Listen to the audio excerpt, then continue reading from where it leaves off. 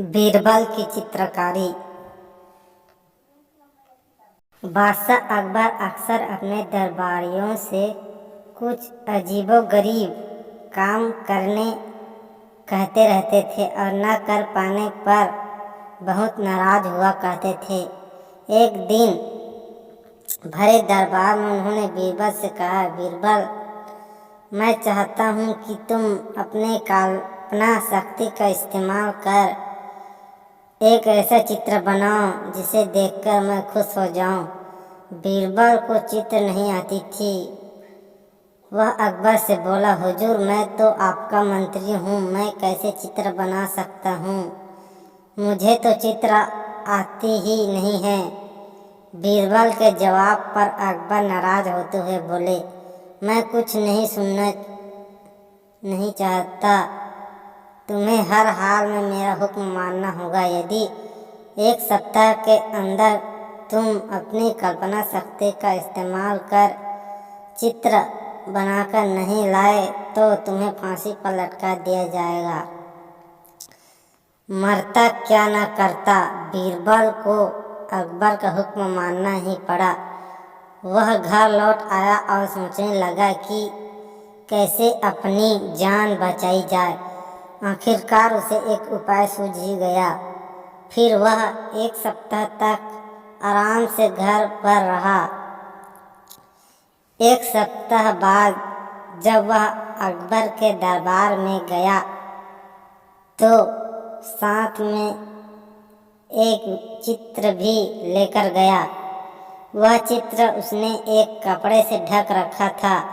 अकबर बीरबल को देखकर खुश हो गए कि उसने उनका हुक्म माना है, लेकिन जैसे उन्होंने चित्र के ऊपर से कपड़ा हटाया, उनका चेहरा उतर गया।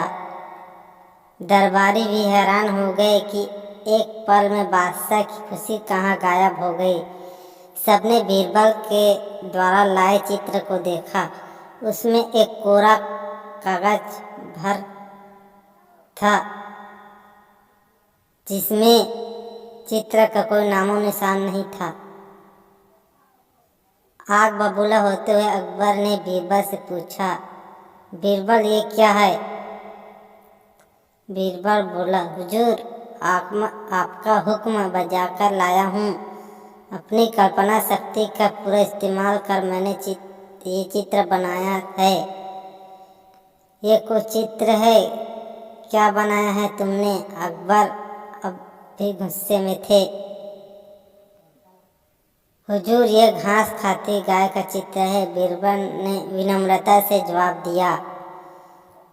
लेकिन इसमें तो न गाय नजर आ रही है और न ही घास।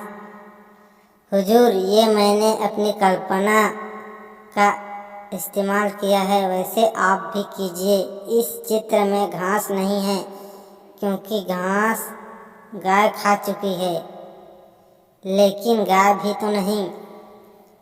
हुजूर, घास खाने के बाद भला गाय यहाँ कहाँ रहेगी? वह तो चली गई है। बीरबल मासूमियत से बोला। ये सुनकर अकबर जोर से हंस पड़े और उनका गुस्सा काफूर हो गया। उन्होंने बीरबल को उसकी अक्लमंदी के लिए पुरस्कृत किया।